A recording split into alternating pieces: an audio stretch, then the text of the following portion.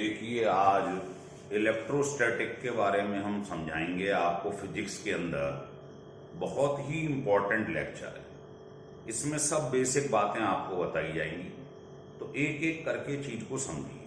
देखिए, पहले तो मैं आपको बेसिक बातें बता रहा हूं। देखो, इलेक्ट्रोस्टैटिक जो है इसकी डिस्कवरी करी है थेल्स ने, और किसमें करी है? अंबर, जिसको हम इलेक्ट्रॉन कहते हैं।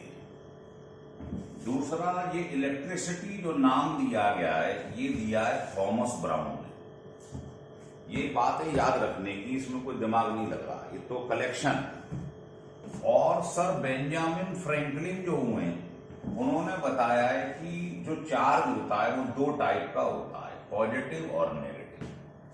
तो पहले तो ये याद रखिए कि इलेक्ट्रोस्टैटिक्स की डिस्कवरी किसने करी, इलेक्ट्रिसिटी की डिस्कवरी किसने करी, और किसने बताया कि चार्ज दो टाइप का होता है, पॉजिटिव और नेगेटिव। सेकंड पॉइंट ये है कि चार्ज प्रोड्यूस कैसे होता है। ये होता है ट्रांसफेरेंस ऑफ इलेक्ट्रॉन। जैसे आप किसी को, मान लो ये बॉडी है, ये दूसरी बॉडी, इसने इसको चार्ज दे दिया पॉजिटिव, है ना, इलेक्ट्रॉन्स ट्रांसफर कर दिए मान लो, इस पे नेगेटिव चार्ज आ जाएगा, और इस पर क्या हो जाएगा? डेफिशिएंसी, इलेक्ट्रॉन की कमी हो जाएगी, तो उतना ही पॉजिटिव चार्ज इस पर आ जाएगा। ये कंजर्वेशन ऑफ चार्ज है। अगर आप किसी बॉडी को इलेक्ट्रॉन देते हैं तो उस पर नेगेटिव चार्ज आ जाता है, आप पे इलेक्ट्रॉन्स की डेफिशिएंसी हो जाती है, पॉजिटिव चार्ज आ जाता है। तो ट्रांसफेरेंस ऑफ इलेक्ट्रॉन जब एक बॉडी से दूसरी बॉडी पर होती है, तो जिस पर इलेक्ट्रॉन ज्यादा होंगे उस पर नेगेटिव चार्ज आ जाएगा, जिस पर इलेक्ट्रॉन्स की कमी होगी उस पर पॉजिटिव चार्ज आ जाएगा। क्योंकि इलेक्ट्रॉन्स कैसे होते हैं? नेगेटिव। तो अगर आप किसी को इलेक्ट्रॉन दे रहे हो मतलब नेगेटिव चार्ज दे रहे हो। तीसरा पॉइंट ये है कि जो मिनिमम पॉसिबल चार्ज होता है किसी भी बॉडी के ऊपर, वो होता है ना, इलेक्ट्रॉन द्वारा प्रोड्यूस किया गया, उसको एलिमेंट्री या इलेक्ट्रॉनिक या फंडामेंटल चार्ज कहते हैं। तो मिनिमम पॉसिबल चार्ज जो होता है वो होता है इतने कूलाम। एक इलेक्ट्रॉन के ऊपर ये चार्ज जो है मिनिमम पॉसिबल है, इससे कम चार्ज आप किसी बॉडी को नहीं दे सकते, ये बताया था मिलीकर ने। तो एक इलेक्ट्रॉन के ऊपर इतना चार्ज होता है। और अगर आपको मालूम करना हो एक कूलाम चार्ज जो है कितने इलेक्ट्रॉन के बराबर है, तो कुछ मत करिए, ये रेडीमेड फार्मूला है, इसको लगा दीजिए। इससे आपके पास मालूम पड़ जाएगा कि अगर किसी बॉडी के ऊपर मान लीजिए चार्ज गिवन है और निकालना हो कितने इलेक्ट्रॉन कम हो गए हैं या बढ़ गए हैं, इससे निकाल लीजिए। जैसे आपसे कोई कहे कि इस बॉडी के ऊपर 2 माइक्रो कूलाम चार्ज है नेगेटिव,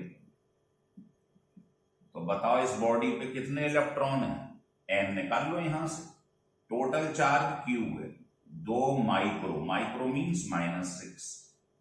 n निकालना है, इलेक्ट्रॉन नेगेटिव मतलब इलेक्ट्रॉन, पॉजिटिव हो तो डेफिशिएंसी हो जाएगी। और इलेक्ट्रॉन का चार्ज आपको बता दिया गया जितना होता है एक इलेक्ट्रॉन पे चार्ज। तो यहां से आप नंबर ऑफ इलेक्ट्रॉन्स कैलकुलेट कर सकते हैं।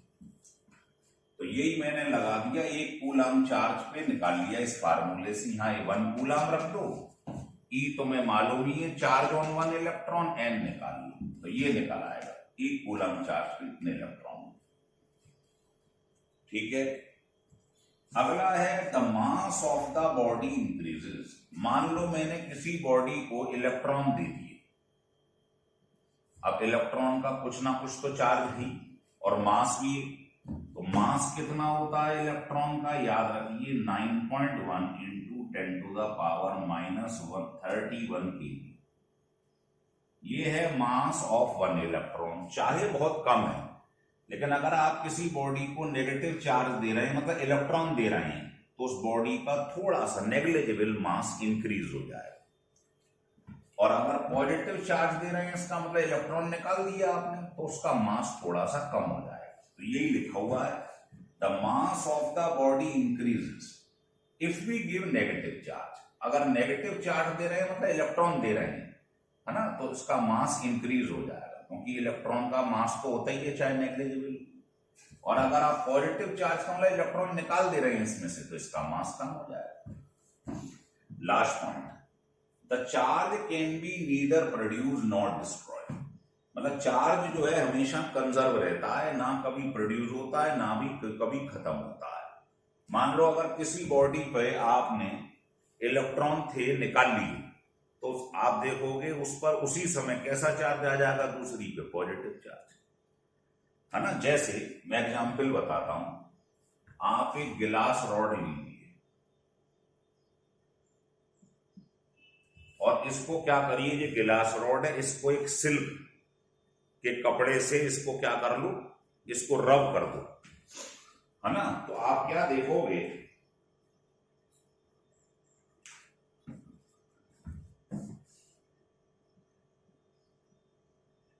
तो अगर इस पे आप देखोगे पॉजिटिव चार्ज आ जाए, है ना, इसका एयरलेस के अंदर से इलेक्ट्रॉन निकल जाएंगे और उसी समय इस पर उतना ही नेगेटिव चार्ज आ जाएगा।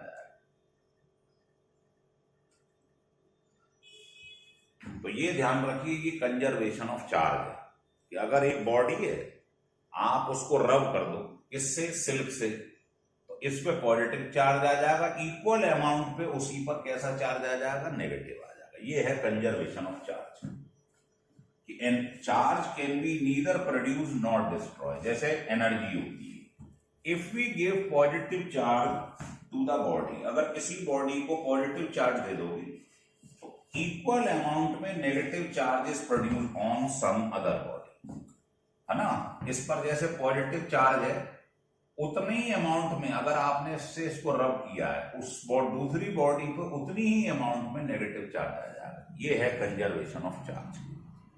तो मुझे लगता है ये आपको सारे पॉइंट समझ में आ गए होंगे, इनको आप लिख लीजिए।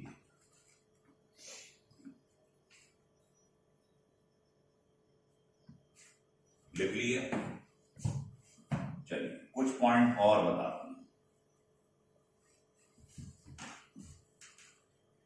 हेडिंग डाल दीजिएगा, smallest and largest unit of charge.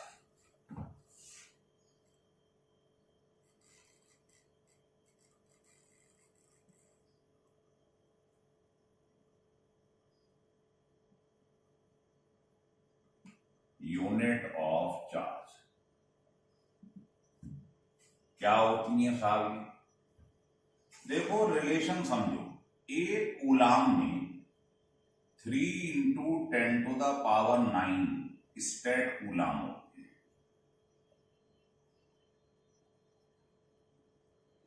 और 1 फेराडे में आपने पढ़ा है 96500 कूलाम होती है। तो बताइए फेराडे बड़ा हुआ या कूलाम? फेराडे। तो लार्जेस्ट यूनिट जो होती है चार्ज की वो होती है फेराड। फेराडे से नाम फेराड पड़ गया है ना, फेराड। और स्मॉलेस्ट यूनिट क्या हो जाएगी? तो चार्ज की स्मॉलेस्ट यूनिट है, देखो एक कूलाम में इतने स्टेट कूलाम, इसका मतलब कूलाम बड़ा हो गया, ये छोटा हो गया। तो सबसे यूनिट छोटी जो होती है चार्ज की वो होती है स्टेट कूलाम। तो ये लार्जेस्ट है और ये स्मॉलेस्ट। हो गया क्लियर? लिख लीजिए।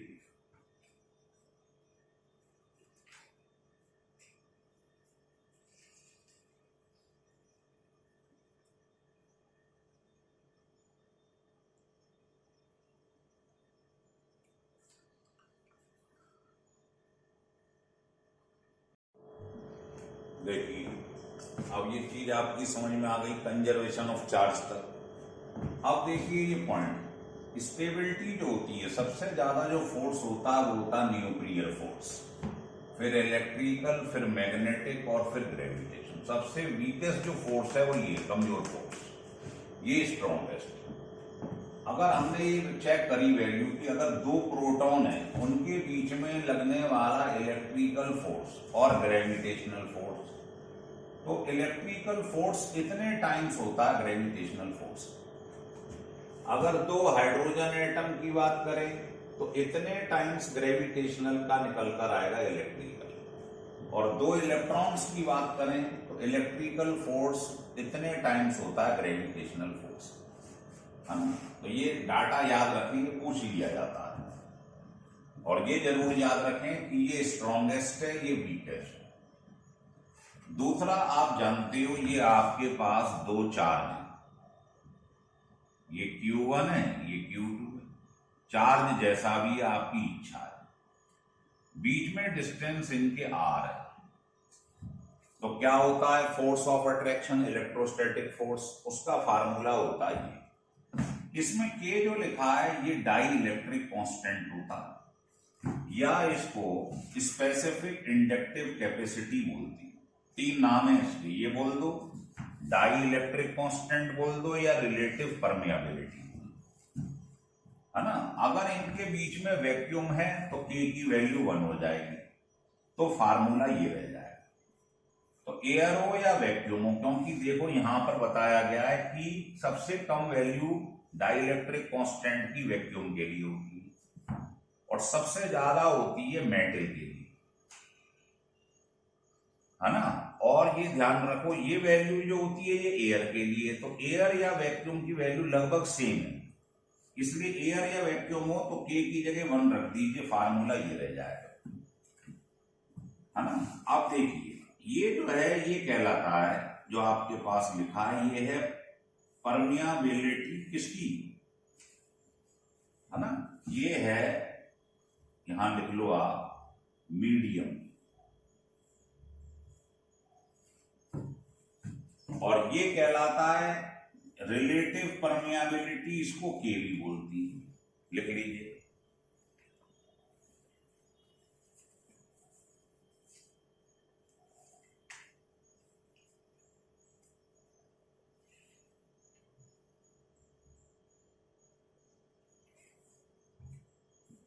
लिख लीजिए, हाँ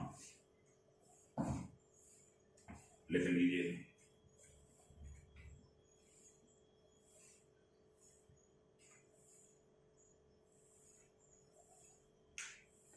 चलिए, तो K की वैल्यू लिखिए, इसको सही कर लो। परमेबिलिटी तो मैग्नेट में होता है, ये होता है परमिटिविटी,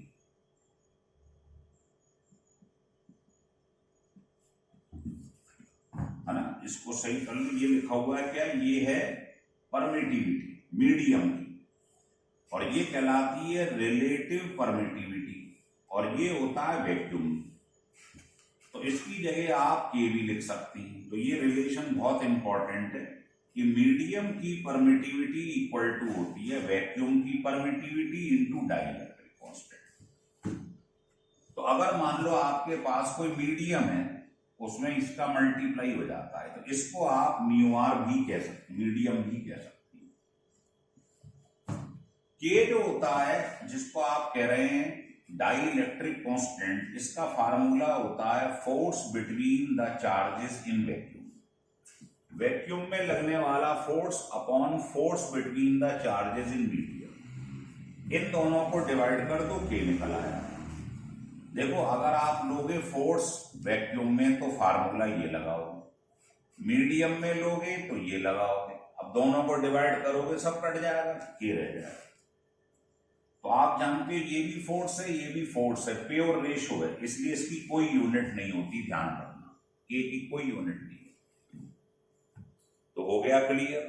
तो मेन बातें ध्यान रखें, ये स्ट्रॉन्गेस्ट फोर्स है, ये वीकेस्ट है ना। कुछ डाटा निकाले गए कि भाई इलेक्ट्रिकल फोर्स और ग्रेविटेशनल फोर्स में क्या रिलेशन होता है, प्रोटॉन के लिए, हाइड्रोजन के लिए, इलेक्ट्रॉन के लिए। फिर दूसरी बात है, अगर दो चार्जेस है, उन पर चार्ज दे रखा है, अपोजिट चार्ज है तो फोर्स ऑफ अट्रैक्शन लगेगा, है ना। ये इसको अपनी तरफ खींचेगा, ये इक्वल फोर्स। तो फार्मूला जो होता है इसका ये होता है, वैक्यूम में इसकी जगह पे 1 आ जाता है, और मीडियम होगा तो इंटू K हो जाएगा। उसके बाद K क्या है, K के 3 नाम आपको बताए गए हैं। K की वैल्यूज क्या है ये लिखी हुई है, डाटा से निकाली गई है। सबसे कम होती है वैक्यूम के लिए, वाटर के लिए 81, इनफाइनाइट होती है मेटल के लिए, और K की वैल्यू ये होती है एयर। होता क्या है कि वो आपको बता दिया है, वैक्यूम में लगने वाला फोर्स अपॉन मीडियम में लगने वाला फोर्स, दोनों को डिवाइड कर दो, है ना, क्या बचेगा कि, तो हो गया क्लियर, लिख लीजिएगा इसे।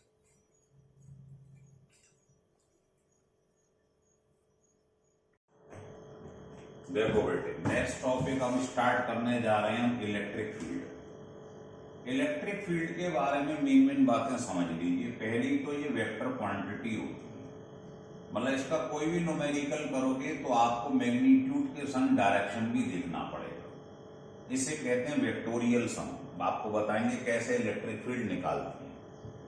दूसरा है कि भाई साहब आपके पास में कोई पूछे कि भाई क्या होता है इलेक्ट्रिक फील्ड, तो ये वो स्पेस या रीजन होता है जिसके अंदर कोई भी चार्ज फोर्स को एक्सपीरियंस करे।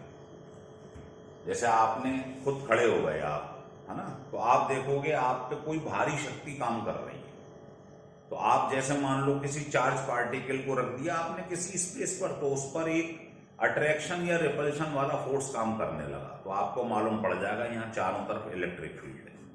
तो इलेक्ट्रिक फील्ड वो रीजन या स्पेस है जहां पर चार्ज फोर्स एक्सपीरियंस करता है, ठीक है। और फोर्स डायरेक्शन क्या होता है उसका, फोर्स का इलेक्ट्रिक फील्ड की डायरेक्शन। मान लो ये पॉजिटिव चार्ज है और इलेक्ट्रिक फील्ड इधर लग रही है, तो ये चार्ज जो है इधर भागने लगेगा, फोर्स जो फार्मूला होता है क्यू। तो फोर्स उसी डायरेक्शन में लगता है पॉजिटिव चार्ज के ऊपर जहां इलेक्ट्रिक फील्ड काम कर रही है, और अगर नेगेटिव चार्ज होगा तो अपोजिट डायरेक्शन हो जाएगा। अगला है the force experience by 1 coulomb charge. Electric field के अंदर आपने मान लो ये इलेक्ट्रिक फील्ड है, इसमें कोई 1 कूलम चार्ज रख दिए, तो ये 1 कूलम चार्ज आप देखोगे इस पर जितना फोर्स काम कर रहा होगा किसी भी डायरेक्शन, मान लो यूं काम कर रहा है फोर्स, तो 1 कूलम पे लगने वाला फोर्स, और वो चार्ज कहां रखा होना चाहिए, इलेक्ट्रिक फील्ड के अंदर, उसको बोलते हैं इंटेंसिटी ऑफ इलेक्ट्रिक फील्ड। तो इंटेंसिटी ऑफ इलेक्ट्रिक फील्ड की क्या वो है डेफिनेशन, ये होता है intensity of electric field, force acting on a unit charge. Unit charge पे लगने वाला फोर्स कहलाता है इंटेंसिटी ऑफ इलेक्ट्रिक फील्ड।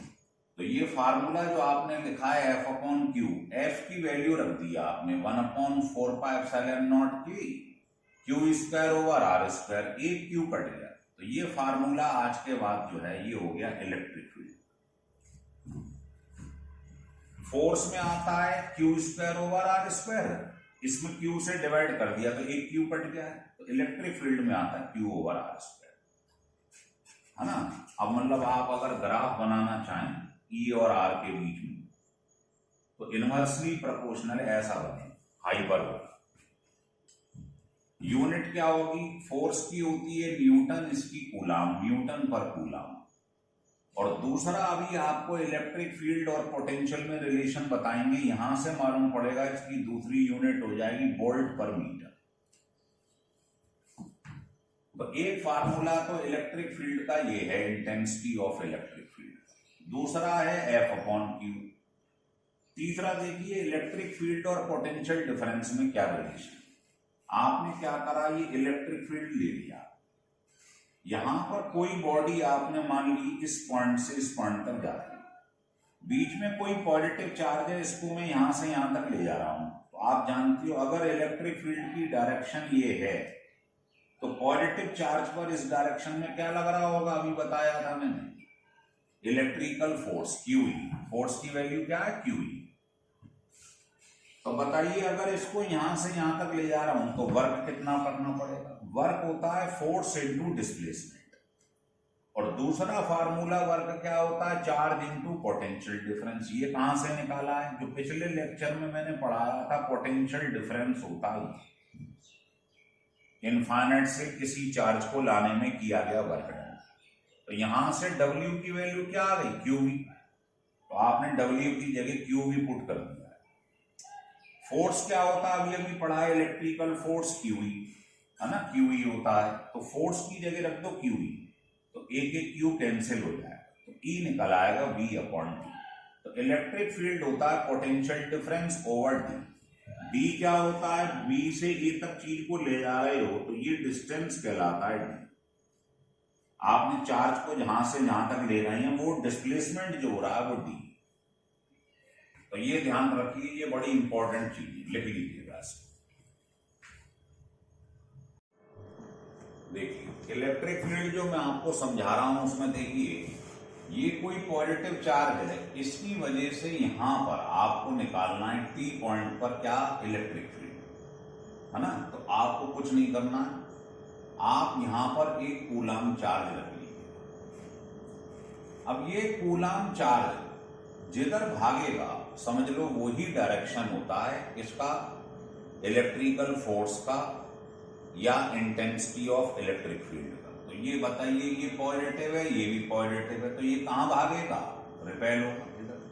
तो जहां ये भागे वही इलेक्ट्रिक फील्ड का डायरेक्शन, वही इलेक्ट्रिकल फोर्स का डायरेक्शन। अब जैसे ये देखिए ये माइनस क्यू चार्ज है, वो कह रहा है यहां बताइए साहब इलेक्ट्रिक फील्ड या फोर्स निकालिए। तो आप यहां एक यूनिट चार्ज रख लो, डैश चार्ज रख लो, स्मॉल चार्ज रख लो। अब बताओ ये नेगेटिव है, ये पॉजिटिव है, तो बस इसका मूवमेंट देखा करो, ये कहां भागेगा, अट्रैक्ट होगा, इधर भागेगा। तो जिधर भागे वही इलेक्ट्रिक फील्ड की डायरेक्शन है और वही फोर्स की डायरेक्शन। फिर आइए, ये दो प्लेट्स हैं पॉजिटिव और नेगेटिव, आपने इसके बीच में क्यू चार्ज रख दिया। अब बताइए ये क्यू चार्ज है पॉजिटिव, तो इलेक्ट्रिक फील्ड ध्यान रखिए हमेशा कहां से कहां काम करती है, हाई से लो की तरफ। ये पॉजिटिव है, ये नेगेटिव है, पोटेंशियल डिफरेंस लगा हुआ है, तो हाई से लो की तरफ इलेक्ट्रिक फील्ड काम करती है। तो बताओ ये पॉजिटिव चार्ज है, ये किधर भागेगा, जहां इलेक्ट्रिक फील्ड होगी वहां भागेगा। तो पॉजिटिव चार्ज नेगेटिव की तरफ अट्रैक्ट होगा, कहने का मतलब यहां इलेक्ट्रिकल फील्ड काम करेगी या फोर्स काम करेगा। अगर नेगेटिव की बात होगी तो उल्टा हो जाएगा, तो ये डायरेक्शन हो जाएगा। तो आप केवल ये देखा करो पॉजिटिव चार्ज किधर भाग रहा है, पॉजिटिव चार्ज नेगेटिव की तरफ भागेगा, जहां पॉजिटिव चार्ज भागे मूव करे समझ लेना वही इलेक्ट्रिक फील्ड की डायरेक्शन। तो डायरेक्शन लगाना आ गया, लिख लीजिए। चलिए अब हेडिंग डाल दीजिएगा,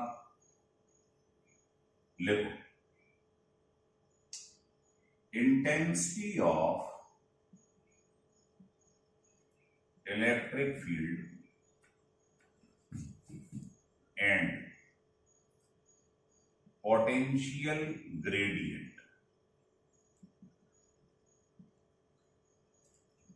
बस दोनों में महीन सा फर्क है, वो ये है कि इलेक्ट्रिक फील्ड होता है ये और पोटेंशियल ग्रेडियंट होता है प्लस, बस डायरेक्शन का फर्क। ये कहां काम करती है इलेक्ट्रिक फील्ड, हाई से लो की तरफ, और ये लो से हाई की तरफ। दोनों की यूनिट क्या है, सेम है, मैग्नीट्यूड सेम है, केवल डायरेक्शन का फर्क। जैसे देखो कोई आपसे ये कहिए पोटेंशियल है, ये डिस्टेंस है, आपने ग्राफ ड्रॉ करा, ग्रेडियंट का मतलब होता है स्लोप। तो बताओ ये पॉइंट ए है, बी है, सी है, डी। तो आप मान लीजिए सही बना दूं, ए से बी जा रहे हैं, पॉइंट ए से बी। तो बताओ ये स्लोप धीरे धीरे क्या हो रहा है, बढ़ रहा है, इसका ग्रेडियंट क्या हो रहा है, बढ़ रहा है। तो पोटेंशियल ग्रेडियंट पॉजिटिव हो, और जहां पोटेंशियल ग्रेडियंट पॉजिटिव है तो ये क्या हो जाएगा, नेगेटिव, अपोजिट डायरेक्शन होता है, तो इलेक्ट्रिक फील्ड नेगेटिव होगी। अब आ जाओ बी से सी की तरफ, तो बी और सी में देखिए पोटेंशियल क्या है, कांस्टेंट है हर पॉइंट पे। तो यहां दोनों में आता है del B, change in potential. तो जब पोटेंशियल सेम है बी और सी पे तो ये दोनों क्या हो जाएंगे, सी, स्लोप है ही।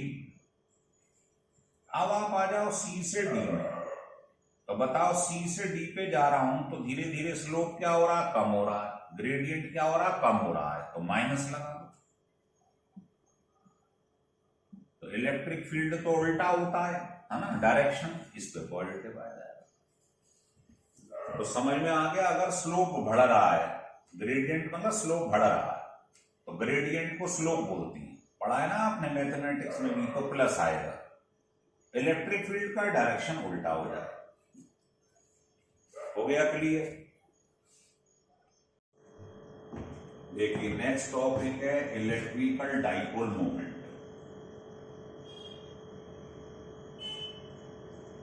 इसको P से या म्यू से रिप्रेजेंट करते हैं, क्योंकि ये भी वेक्टर क्वांटिटी है, जितने भी मोमेंट होते हैं सब वेक्टर क्वांटिटी होती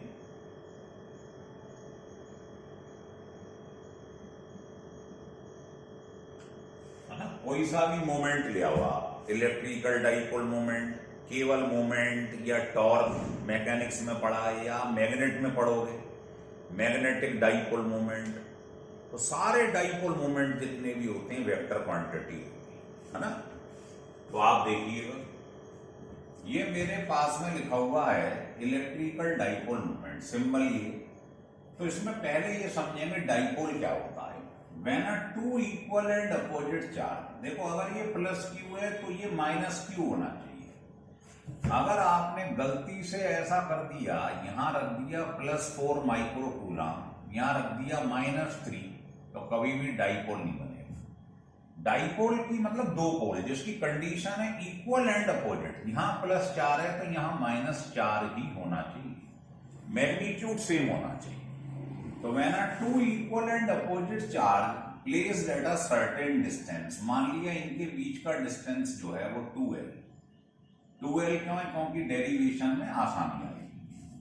तो डाइपोल मोमेंट की डेफिनेशन है द प्रोडक्ट ऑफ चार्ज, कोई भी चार्ज ले लो, मैग्नीट्यूड तो same, and distance between them is called dipole moment. Unit क्या होगी? चार्ज इनटू, इसकी यूनिट क्या है? कूलम, तो डिस्टेंस क्या होगा? मीटर, और वेक्टर क्वांटिटी है। ठीक है, अब आ जाइए, अब मैं आपको इसका बता दूं कि अगर परमानेंट डाइपोल चाहते हैं आप बनाना, तो पोलर मॉलिक्यूल का बनता है, जैसे ये एल्कोहल आपने लिया इस टाइप। तो परमानेंट डाइपोल बनता है पोलर मॉलिक्यूल का। पोलर मतलब जो कैंसिल नहीं हो, जिनका डाइपोल मोमेंट, पोलर मॉलिक्यूल। जैसे ये वाटर है, तो डाइपोल मोमेंट का डायरेक्शन आप देखोगे नेगेटिव टू पॉजिटिव डायरेक्शन होता है। O और H में ये नेगेटिव है, ये पॉजिटिव है, तो नेगेटिव टू पॉजिटिव, ये सिंबल है इसका, ये नेगेटिव है, ये पॉजिटिव, तो नेगेटिव से पॉजिटिव की तरफ ये डायरेक्शन है इसका, ऐसे बना। ऐसे ये नेगेटिव है, ये पॉजिटिव है, इधर डायरेक्शन है, तो क्या ये एक दूसरे को कैंसिल कर पाएंगे? नहीं कर पाएंगे, है ना। एक उधर जा रहा है, एक इधर जा रहा है, तो इसका नेट डाइपोल मोमेंट जो है वो जीरो नहीं होगा। जिनका जीरो नहीं होता वो पोलर मॉलिक्यूल कहलाते हैं।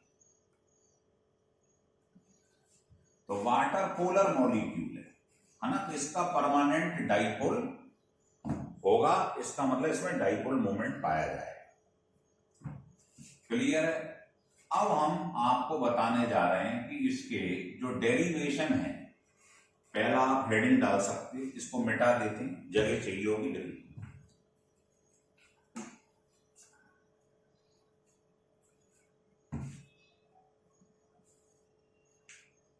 देखिए, तो पहला डेरिवेशन है, यहां लिख लो, डाइपोल की वजह से इलेक्ट्रिकल फील्ड, तो एंड ऑन या इसको एक्सियल या लॉन्गिट्यूडनल पोजीशन बोलते हैं। इसकी वजह से कैसे निकाली जाएगी इलेक्ट्रिक फील्ड? मान लीजिए ये डाइपोल बना लो,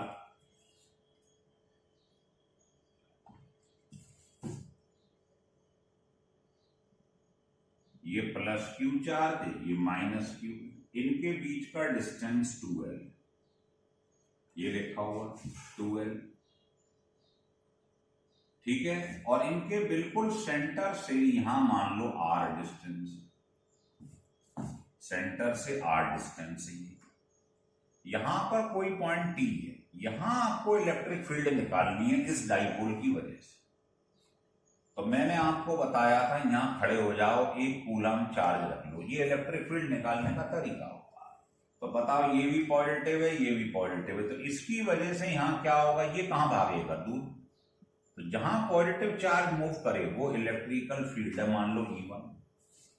अब ये नेगेटिव है और यहां निकालना है, यहां पॉजिटिव चार्ज रख लो। बताओ इसको देख के ये क्या करेगा, अट्रैक्ट होगा। तो जहां ये मूव करे वो है इलेक्ट्रिक फील्ड का डायरेक्शन। अब वेक्टर क्वांटिटी है तो ये लगा लीजिए ऊपर साइन। अब आप ये बताओ इस पॉइंट पर इस चार्ज और इस चार्ज की वजह से इलेक्ट्रिक फील्ड अपोजिट डायरेक्शन में आ रही है, तो जो नेट इलेक्ट्रिकल फील्ड होगी वो क्या होगी, डिफरेंस लगा दो, बड़े में से छोटे को माइनस कर दो। अब तो मैं मालूम है इलेक्ट्रिक फील्ड का जो फार्मूला होता है आपने पढ़ा है वो ये होता है, तो जिसका R कम होगा वो E ज्यादा होगा। तो बताइए इस पॉइंट पर इस वाले चार्ज से डिस्टेंस क्या हो गया, ये R है और ये आधा कितना है L, तो ये कितना हो गया R माइनस L।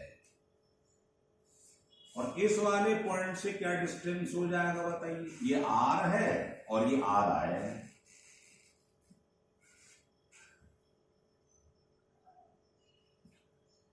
तो ये डिस्टेंस कम है, डिस्टेंस कम होगा तो E ज्यादा होगा, इसका मतलब E1 बड़ा है E2 छोटा है, तो सीधे माइनस ही लगा हुआ। अब आप इसको सॉल्व कर लो, तो जब आप इसको सॉल्व करेंगे तो E1 की वैल्यू क्या रखेंगे बताइए, इसकी वजह से इलेक्ट्रिक फील्ड फार्मूला ये, तो डिस्टेंस R माइनस है,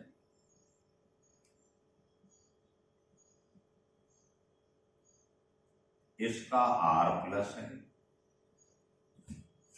अब इसमें क्या करो आप, ये कॉमन ले लो दोनों, तो आपने ये कॉमन ले लिया,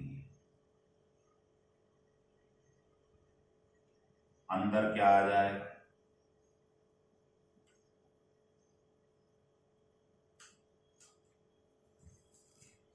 ठीक है, लिख लीजिएगा।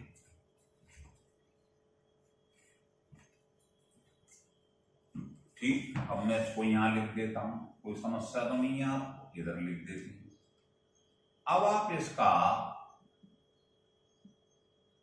ये तो कॉमन है आपको मालूम, नीचे आप एलसीएम ले लो, दोनों का प्रोडक्ट,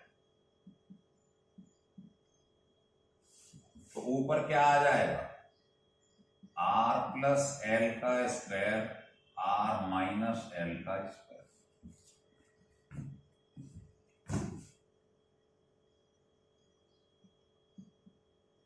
तो क्या आ जाएगा बताइए जब इसे ओपन करेंगे, R स्क्वायर प्लस ये प्लस 2R है, माइनस किसको ओपन करिए, R square plus L square minus 2R है,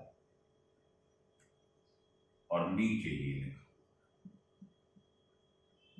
सॉल्विंग ही सॉल्विंग और कुछ नहीं। अब देखिए ये कट गया, ये कट गया, ये और ये माइनस माइनस प्लस हो गया, ये हो गया 4R है। नीचे R के कंपैरिजन में L क्या है, नेग्लिजिबल, तो इसका मतलब है देखिए R तो बहुत बड़ा है और डाइपोल के ये डिस्टेंस आधा क्या है, नेग्लिजिबल, तो आप L को यहां R के कंपैरिजन में हटा सकते हैं, नीचे R to the power R square 4 है, एक R काट दीजिए, तो ऊपर बचेगा 2 इंटू, ऐसे लिख रहा हूं Q इंटू 2 है, क्योंकि मुझे इसे डाइपोल मोमेंट P लिखना है, ऐसे लिख लूं, और नीचे ये आ जाएगा 4 पाई एप्सिलॉन नॉट R। तो बताइए ये तो P हो गया डाइपोल मोमेंट, ये लिखा हुआ, इसकी जगह तो P लिख दो, तो नेट रिजल्ट आपके पास ये आ गया।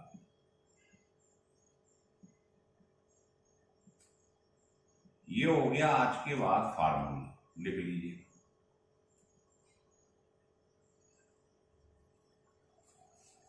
तो कभी भी डाइपोल की वजह से एक्सियल पोजीशन पे इलेक्ट्रिक फील्ड निकालनी हो तो ये प्रूव हो गया।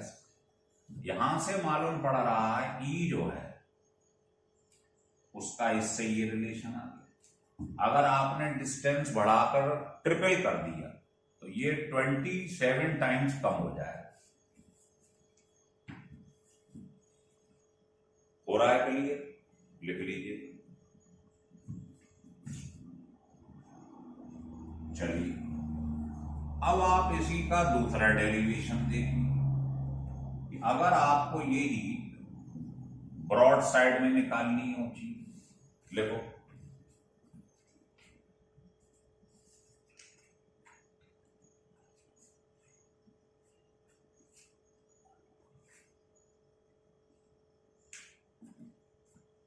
हेडिंग डाल दें, ब्रॉड साइड में या ट्रांसवर्स पोजीशन, कुछ भी कह सकते हैं आप, या इसको इक्वेटोरियल पोजीशन भी कह सकते हैं आप। तीनों में से कुछ भी कह सकते हैं आप। यहां पर अगर आपको डाइपोल की वजह से, जैसे ये देखिए ये डाइपोल है, प्लस क्यू और माइनस क्यू, बीच का डिस्टेंस है 2l, और बिल्कुल सेंटर पे इस पोजीशन पे किसी ने कहा टी पॉइंट पे इस डाइपोल की वजह से इलेक्ट्रिक फील्ड निकालिए। आप इसको मिला लीजिए, ऐसे मिला लीजिए। ये आधा डिस्टेंस कितना हो जाएगा l, ये मान लो ये r very very greater than l। तो जब इस पोजीशन पे आप निकालेंगे तो प्लस क्यू, मैंने आपको बताया था जहां भी इलेक्ट्रिक फील्ड निकली हो 1 कूलम चार्ज निकली, तो बताओ ये पॉजिटिव चार्ज इसको देख के क्या करेगा? रिपेल होगा। तो जहां ये भागे वो इलेक्ट्रिक फील्ड, इसको देख के क्या करेगा? ये अट्रैक्ट होगा। तो जहां ये मूव करे वो इलेक्ट्रिक फील्ड। अब आप इसके कंपोनेंट रिजॉल्व कर लो। अब मालूम है ये क्यू है, ये डिस्टेंस हो जाएगा कितना? r square plus l square का रूट, ऐसे ही। तो E1 E2 क्या है? सेम। तो इसका जो कंपोनेंट है ये मान लो थीटा है, तो क्या आ जाएगा? तो ये हो जाएगा E cos थीटा, है ना। और इसका कंपोनेंट भी E cos थीटा। यहां क्या आ जाएगा? E sin थीटा, यहां भी E sin, ये तो कैंसिल हो जाएगा। तो नेट E जो निकल कर आएगा वो हो जाएगा ये। और cos थीटा आप समझ ही गए हो, बेस अपॉन हाइपोटेन्यूज, यहां रख दोगे cos थीटा की।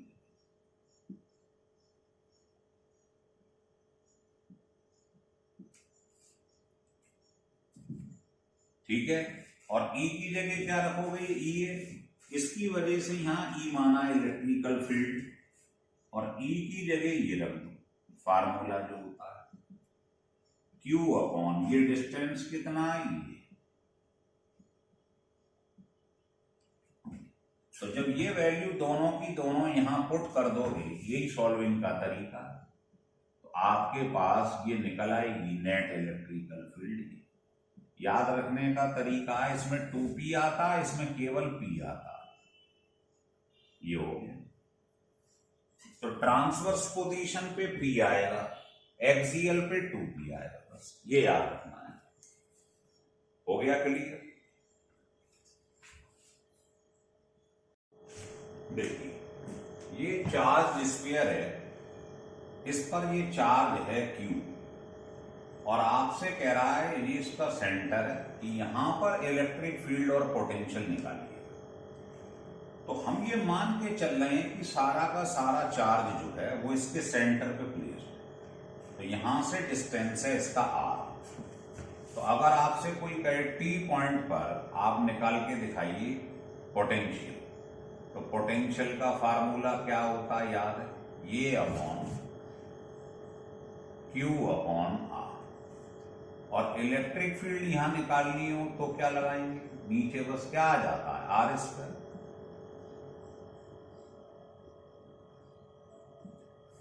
तो इस पॉइंट पर आपको इस चार्ज स्फीयर की वजह से पोटेंशियल और इलेक्ट्रिक फील्ड मालूम पड़ गई।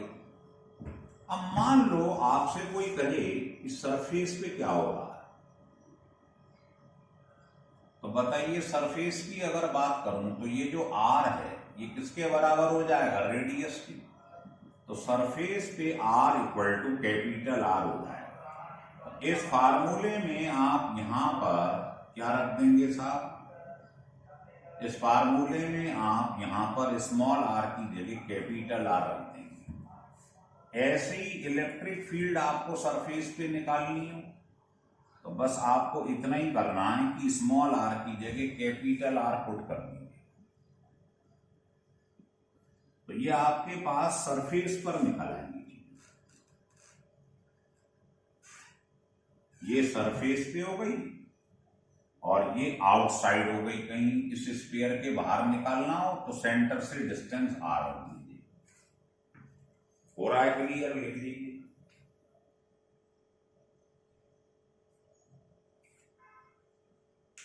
ठीक है, चलिए अब देखिए इसमें ये जो आपने अभी अभी इलेक्ट्रिक फील्ड निकाली थी सरफेस पर, वो क्या निकाली थी याद करिए, Q ओवर आर स्क्वायर। आप जानते हो ये होता है सरफेस चार्ज डेंसिटी, मतलब चार्ज अपॉन एरिया। तो एरिया कितना होता है स्फीयर का, इतना। इसको कहते हैं surface charge density, surface charge density, charge upon area. Area क्या होगा स्फीयर का, ये यहां से Q की वैल्यू निकाल लीजिएगा आप, ये आ गई, और इसको यहां पुट कर दीजिए। Q की जगह sigma into 4 pi R square, और नीचे ऑलरेडी आर स्क्वायर लिखा ही, ये कट गई, 4 पाई कैंसिल हो गया। तो सरफेस पर इलेक्ट्रिक फील्ड निकालनी हो तो उसका फार्मूला ये, क्लियर। और ये आप ऑलरेडी पढ़ चुके हैं कि जो इलेक्ट्रिक फील्ड होती है वो क्या होती है, ये अपॉन डिस्टेंस, डी बोल लो या आर बोल लो। तो V की वैल्यू हो गई E इंटू आर। तो इसमें अगर मैं मल्टीप्लाई आर का कर दूं E इंटू आर, तो ये मुझे पोटेंशियल डिफरेंस भी मालूम पड़ जाएगा। तो इलेक्ट्रिक फील्ड सरफेस पे अगर आपको सिग्मा के टर्म्स में लिखनी हो तो ऐसे लिख सकते हैं,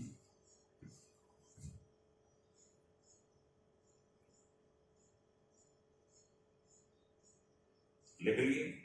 चलिए, तो ये बात हमने करी सरफेस की, ये बात करी आउटसाइड की। अब हम इनसाइड जा रहे हैं, लिखिए। तो इनसाइड क्या होता है, हर जगह पोटेंशियल सेम रहता है, तो लिख लो इनसाइड। पोटेंशियल रिमेन सेम,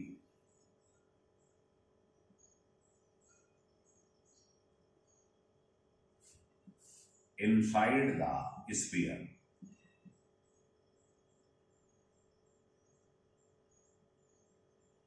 जैसे कोई आपसे कहे ए पॉइंट, ये बी पॉइंट, ये सी पॉइंट और ये डी पॉइंट है, तो जो सरफेस पे होगा वही अंदर हर जगह होता है।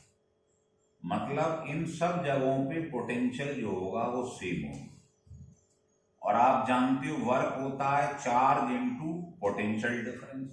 तो अगर आप किसी चार्ज को ए से बी ले जाओ, बी से डी ले जाओ, डी से सी, कहीं भी ले जाओ अंदर, तो पोटेंशियल डिफरेंस क्या हो जाएगा, 0। तो वर्क डन 0। तो अंदर कहीं भी चले जाओ, हर जगह पोटेंशियल सेम है, तो पोटेंशियल डिफरेंस 0 है, तो कोई वर्क डन आपको नहीं करना पड़ेगा। लेकिन इलेक्ट्रिक फील्ड होता है del V upon del X. अब आपको मालूम है अंदर हर जगह पोटेंशियल क्या है, सेम। तो पोटेंशियल डिफरेंस क्या होगा, जीरो। तो ये जीरो रखोगे तो अंदर कहीं भी इलेक्ट्रिकल फील्ड क्या होती है, जीरो। तो चार्ज स्फीयर के अंदर इलेक्ट्रिकल फील्ड जीरो होती, और अंदर कहीं भी पोटेंशियल निकालोगे तो वही होगा जो सरफेस पे होगा। तो सरफेस पे आपने पोटेंशियल निकाला था, अभी कितना होता है याद होगा, यही फार्मूला लगा दो। सरफेस के लिए जो सरफेस पे होगा वो अंदर हर जगह वही मिलेगा, लिख लीजिए।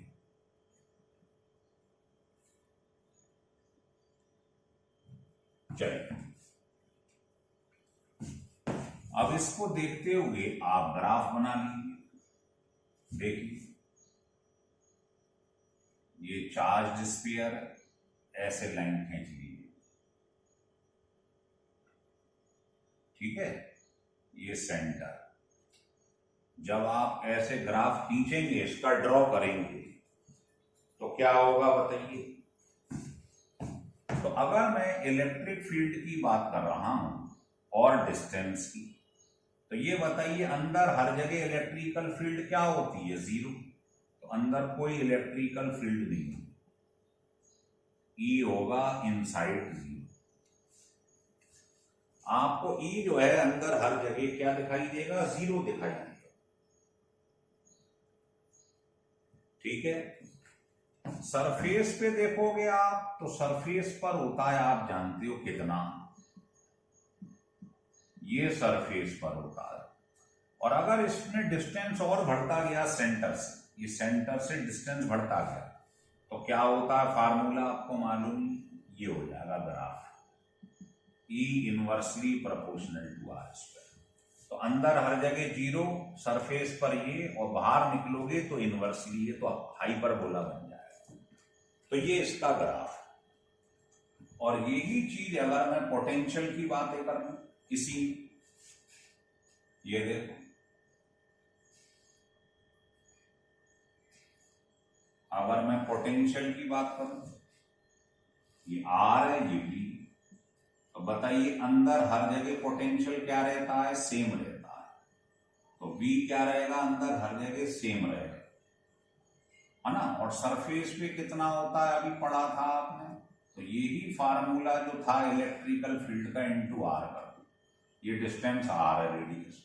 और बाहर निकलेंगे तो ये नीचे आ रहा जाएगा, ये थोड़ा ऊपर रह जाएगा, क्योंकि इसमें आता है आर।